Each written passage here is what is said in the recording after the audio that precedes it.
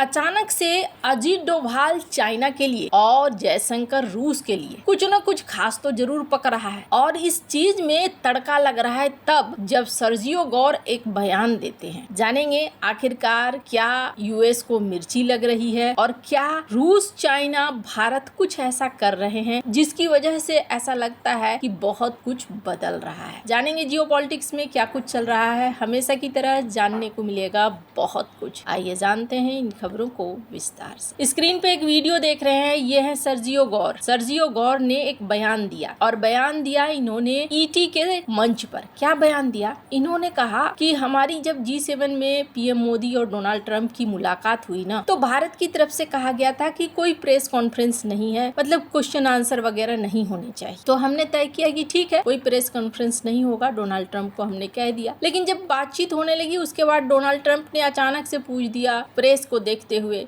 आप लोगों का कोई प्रश्न है? और फिर 45 मिनट तक कॉन्फ्रेंस चला। यानी डोनाल्ड ट्रंप को ये कहना चाह रहे हैं कि भूल गए कि तय हुआ था कि नहीं क्वेश्चन आंसर होगा। अब एक चीज आप ध्यान दीजिए, इस चीज को यहाँ उठाने का क्या मतलब है। डिप्लोमेटिक वर्ल्ड में ना हर शब्द हर लाइन की एक बड़ी कीमत होती है। सर्जियो गौर कोई आम इंसान नहीं है कि यूं ही कुछ बोलकर निकल जाएं, और वो भी एक मंच पर। अमेरिका जानबूझकर यहाँ पर ऐसी बात उठा रहा है जो भारत की मीडिया पकड़े और फिर भारत की मीडिया ये कहे कि हाँ भाई भारत को कॉन्फ्रेंस करने में क्या दिक्कत है। हालांकि बहुत सारी चीजें होती हैं। डोनाल्ड ट्रंप के साथ क्या है ना, कॉन्फ्रेंस में वो कुछ भी बोल देते हैं। बहुत सारे लोग कहेंगे, आप देखेंगे कि डोनाल्ड ट्रंप तो बिना समझे बिना स्क्रिप्टेड आराम से प्रेस कॉन्फ्रेंस में बोलते हैं तो धीरे धीरे उनकी बात का वजन भी वैसा ही रह गया है। वो फिर बोलते हैं, फिर बदल जाते हैं, फिर बोलते हैं, फिर बदल जाते हैं, तो कोई बड़ी बात नहीं है। और जब आप किसी बड़े पोजीशन पे बैठे होते हैं तो आपके हर शब्द की कीमत होती है। ऐसे में हो सकता है कि कुछ बातें जो भारत को असहज कर देती, अचानक से मान लीजिए ये पूछ लिया जाता कि अच्छा बताइए ऑपरेशन सिंदूर में डोनाल्ड ट्रंप ने आपकी मदद की या नहीं की, तो ऐसे में क्या होता, डोनाल्ड ट्रंप सामने बैठे हैं, भारत कहता कि नहीं भाई ऐसी कोई मदद नहीं की, और ट्रंप फिर वहीं पे झगड़ने लगते, नहीं मैंने मदद की। तो बहुत सारी चीजें थी। पर सवाल ये है कि अचानक से ये बात सर्जियो गौर क्यों उठाते हैं? क्योंकि कुछ पर्दे के पीछे खिचड़ी पक रही है और उस खिचड़ी की महक पसंद नहीं आ रही है अमेरिका को। और वो खिचड़ी क्या है? 24 अगस्त को भारत के राष्ट्रीय सुरक्षा सलाहकार अजीत डोभाल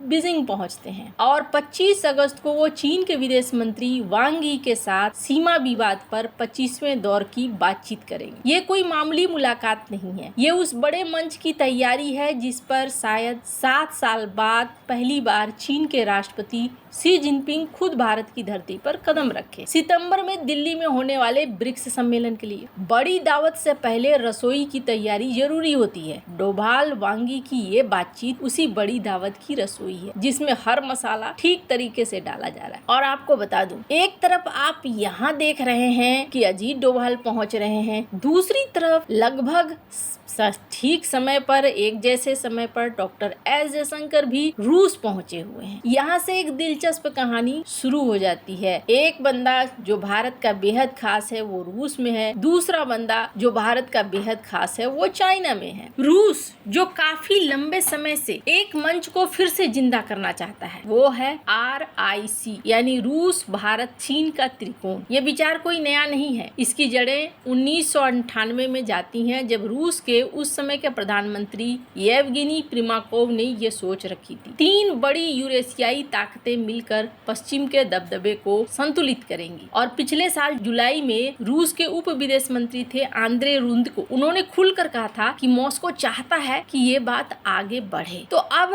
यहाँ पर ऐसा लगता है जैसे कि RIC को लेकर बातचीत भी हो रही है। अमेरिका को कभी भी ये पसंद नहीं आएगा कि RIC बने। अब आप सोचेंगे चाइना क्यों बनाने जाएगा? चाइना नहीं बनाने जाएगा RIC। चाइना को भी फायदा है, ऐसा नहीं है कि चाइना को फायदा नहीं है। अब आप एक चीज नोटिस कीजिए, चाइना भारत को काउंटर करने के लिए क्या करता है? पैसे खर्च कर रहा था श्रीलंका में, अब तो काफी हद तक कम कर दिया है उसने। पैसे खर्च कर रहा है मालदीव के ऊपर या फिर बांग्लादेश के ऊपर। अब थोड़ी कमी आ गई है, पैसे उस तरीके से बौछार नहीं हो रहे हैं लेकिन हो रहे थे। या फिर पाकिस्तान के ऊपर। सीपेक को ही ले लीजिए, क्या फायदा मिला? इतना सारा पैसा लग गया लेकिन सीपेक एक्टिव नहीं हुआ। आप जब कुछ करते हैं तो आपको उत्तर भी मिलता है और सीपेक पीओके से गुजरता था, इस वजह से भी ये परियोजना पूरी नहीं हुई। तो ऐसे में चाइना, जिसकी खुद की इकोनॉमी भी ढह रही है, वो चाह रहा है भारत जैसे एक बड़े बाजार का साथ मिले। रूस की बात जहाँ तक करें, रूस इस चीज को बहुत अच्छे से जानता है कि अगर साउथ एशिया के देश एक साथ आ जाते हैं तो फिर पश्चिमी देशों का कुछ नहीं बचेगा।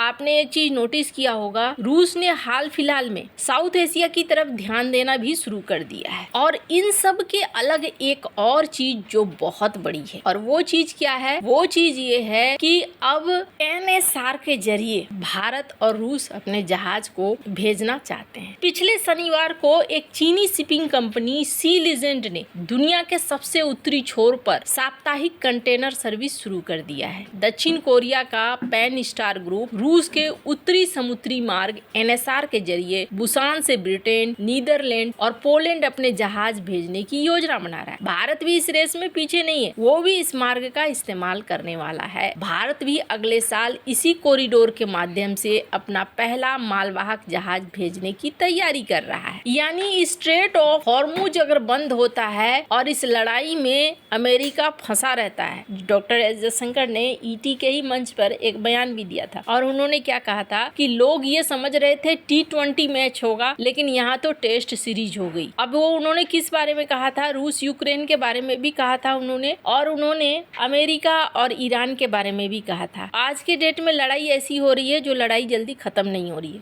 तो स्ट्रेट ऑफ हॉर्मुज का एक अलग रास्ता निकालना बहुत जरूरी है। ऐसे में नॉर्थ सी रूट यहाँ पर अब भारत भी सामने आता हुआ दिख रहा है। और सबसे बड़ी बात क्या है, एनएसआर का इस्तेमाल होता है यानी नॉर्दर्न सी रूट का, तो स्वेज नहर की तुलना में एशिया और उत्तरी यूरोप के बीच आने जाने में लगभग 2 सप्ताह का समय कम लगेगा। इससे शिपिंग दूरी में लगभग 40% तक कमी आ सकती है। चीनी कंपनी सी लीजेंड का कहना है कि उसका जहाज चीन के निंगबो से ब्रिटेन के फेलिक्सटो तक की यात्रा लगभग 20 दिन में पूरी कर सकता है, जबकि स्वेज नहर के रास्ते इसमें लगभग 40 दिन लगे। यूरोपीय संघ के आंकड़ों के अनुसार पिछले साल चीन का यूरोप के साथ व्यापार $769 मिलियन तक पहुंचा था। चीन के लिए ये एक फायदे वाली बात है और ऐसा ही भारत के लिए है। भारत के लिए भी ये दूरी को कम करेगा। दूसरी बात, भारत को किसी एक रास्ते पर निर्भर रहना नहीं पड़ेगा। तो यहाँ एक साथ कई सारी चीजें चल रही है। पुतिन ने इस बात को दोहराया भी था कि एनएसआर में चाइना और भारत साथ दे रहे हैं उनका। तो यहाँ